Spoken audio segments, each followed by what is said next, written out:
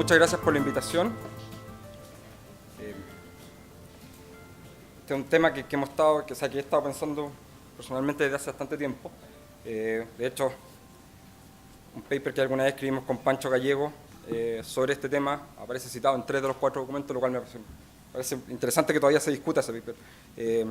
Y me parece fabuloso que aparezca nueva evidencia que permite un poco matizar los resultados que tuvimos ahí. Yo quiero partir con una reflexión inicial que un poco complementa a la reflexión que hizo Gregory cuando él partió. ¿Por qué nos importa la segregación? ¿Por qué nos preocupa la segregación escolar? Después de todo, en Chile, de alguna forma hemos tenido líneas de segregación históricas. Nuestros liceos han estado históricamente segregados por género. Nuestros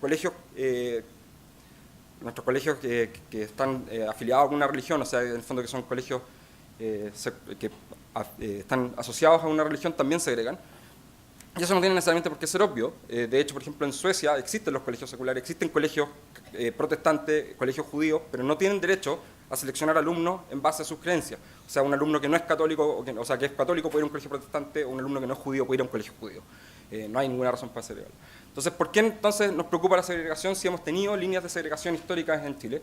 ¿Y por qué la segregación en líneas socioeconómicas? Y qué es la que nos importa más acá, o la que hemos estado discutiendo en todos los papers que estamos acá.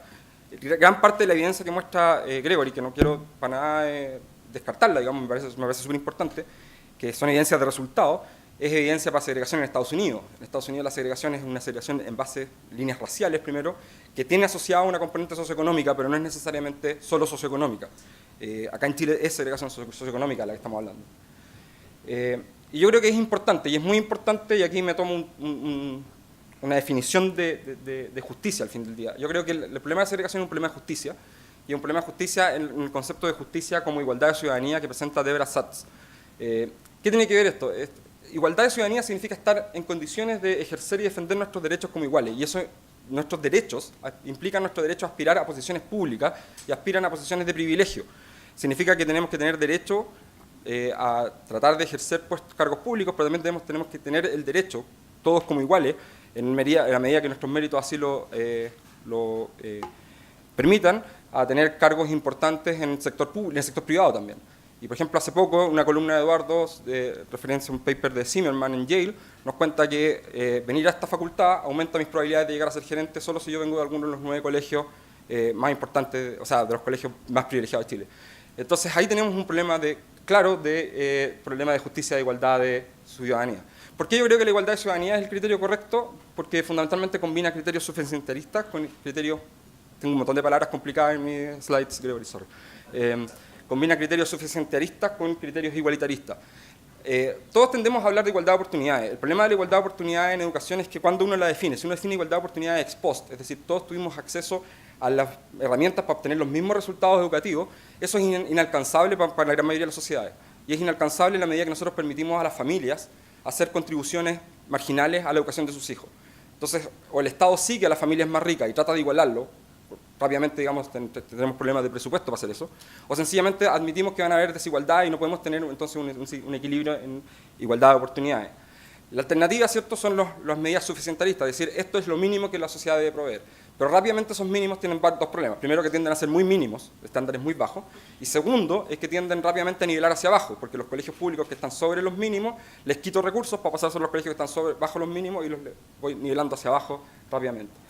Este criterio de igualdad de ciudadanía, como me pone en relación de lo que yo tengo que ser capaz de hacer, de defender mis derechos, pero también de ejercerlo, y para ejercerlo tengo que estar en condición de igualdad con respecto a otras personas que pueden estar ejerciendo sus derechos, rápidamente combina ambos y limita las desigualdades que es aceptable que el sistema genere.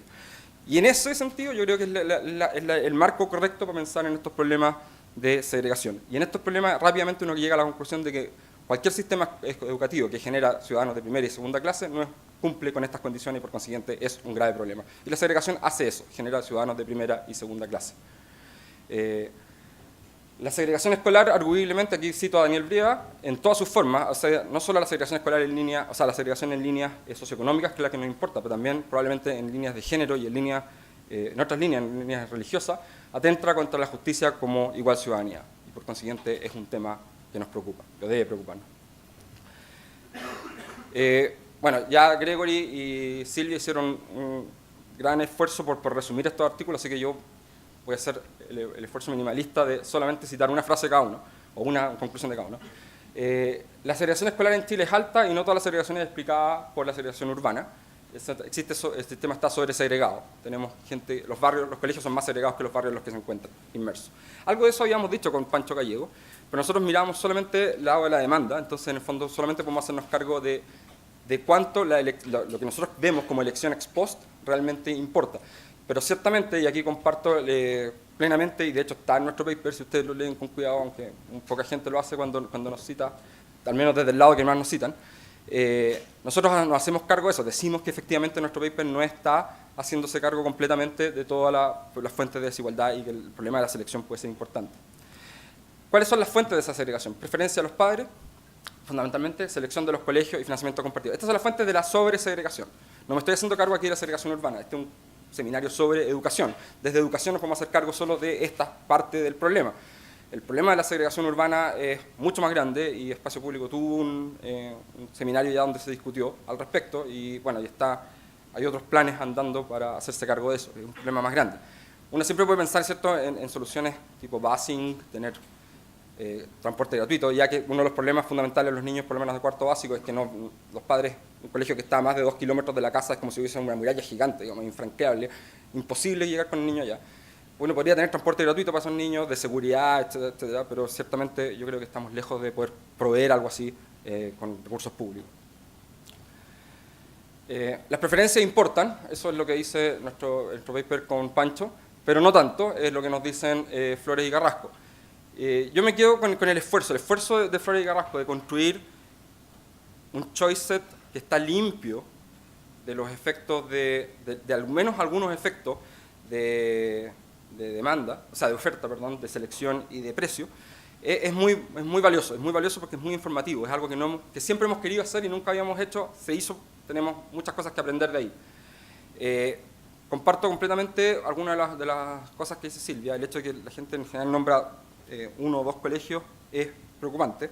Recuerdo, si mal no recuerdo, hay un paper de Dante, donde que también les preguntan a los padres cuántos colegios consideraron el momento de postular y la respuesta también era en torno a 1 o 2. De modo que efectivamente parece ser que la gente considera pocos colegios.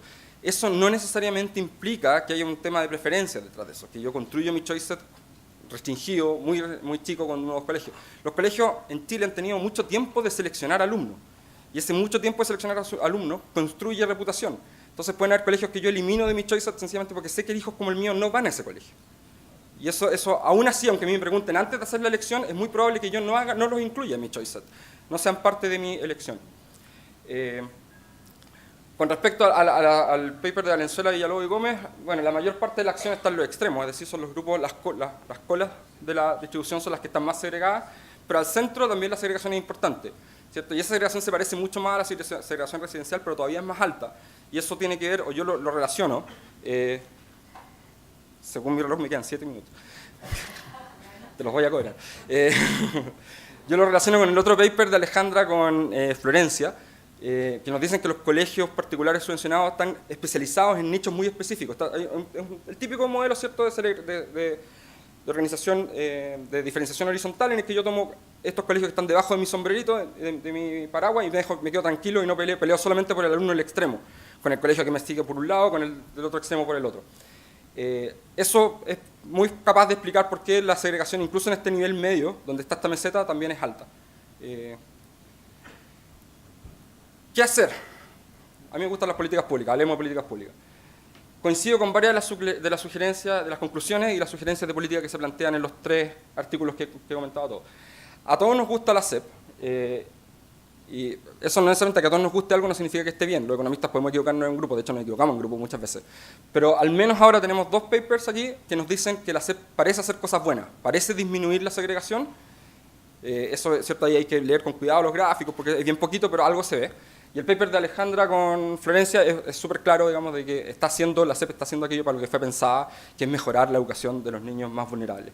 Así que me encantan esos resultados porque siempre a uno nos gustan los resultados cuando están en línea con nuestros prejuicios, y mi prejuicio es que la SEP es una buena política, entonces yo quiero verla expandirse. Y al verse expandirse, lo que yo propongo es que universalicemos la SEP. Universalizar la SEP significa que todo sea obligatoria, que ya no sea voluntaria para los colegios, que todos los colegios deban recibir alumnos SEP en los requerimientos que tiene la SEP como el proyecto, como ley, digamos. Me van a decir, porque me lo han dicho varias veces desde el Ministerio de Educación, que todos los requisitos de la SEP están en la Ley de Calidad de la Educación. Aún así, si solo son redundantes en una ley, me parece que debiera ser importante que estuvieran. Cuidado con la SEM. Yo sé, Silvia, que a ti te gusta la SEM. A mí me gusta el espíritu de la SEM, pero no me gusta la forma en que está planteada, precisamente porque perfora a la SEP. La subvención de escolar de clase media, al no tener los requisitos que tiene la SEP, perfora los incentivos que tiene la SEP. Entonces hay que tener cuidado con la SEP. Me gusta, porque sé que la barrera existe y sé que no vamos a tener basing pronto, me gusta la idea de gentrificar, otra palabra complicada. Pero los autores, que es la idea de tomar colegios locales y mejorarles su calidad de modo tal que se vuelvan atractivos y ir recuperando la calidad del barrio local. Esto viene de la economía urbana, de la idea de recuperar barrios. Entonces aquí recuperamos la calidad local del colegio.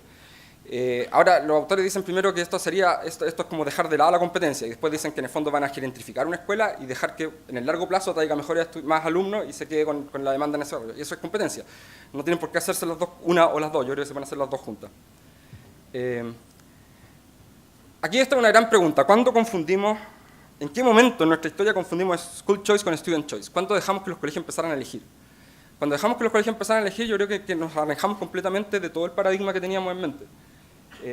Me gusta la idea de limitar la selección.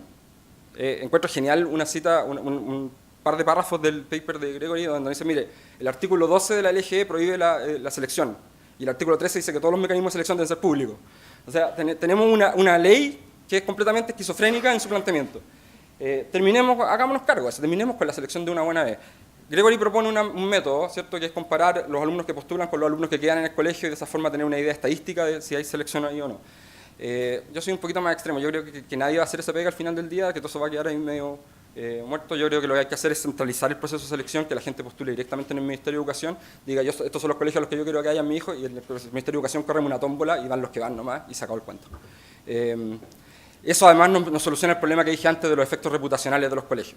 Aquí, cuando la gente sabe que esto se va a hacer en una tómbola, que va a ser pública y que le va a tocar el número que le va a tocar a su hijo y es el colegio al que va a ir, yo creo que ahí se acaba el problema de es que mi hijos como el mío no van a ese colegio. Ahí se acaba y hay otros colegios que quedan fuera del choice set, ingresan al choice set y es probablemente que veamos choice set mucho más grandes que de uno o dos colegios. El financiamiento compartido, creo, después de la última campaña política que tuvimos, que hay pocas políticas públicas que tengan sus horas más contadas que el financiamiento compartido. Lo cual para mí es una buena noticia. Ahora, aquí el diablo siempre está en los detalles, y eliminar el financiamiento compartido de la noche a la mañana ciertamente va a ser un problema, así que hacerlo con cuidado. Y hay un problema grande, que es lo que nos dice Dagmar Rachinsky, que los padres valoran el financiamiento compartido. Y lo valoran, a lo mejor lo valoran por la razón equivocada, a lo mejor lo valoran porque con eso pueden comprar segregación. Con eso pueden comprar que se separan del resto de los alumnos. Pero, bueno, ir contra algo que se ve como un derecho adquirido es bien difícil, así que hay que hacerlo con mucho cuidado, y esa es una labor que le voy a dejar a los políticos. Aquí como economista no me voy a meter en ese cuento. Y la segregación en otras dimensiones, bueno, ya les dije, la segregación en otras dimensiones a mí me molesta también. Yo creo que también atenta contra la igualdad.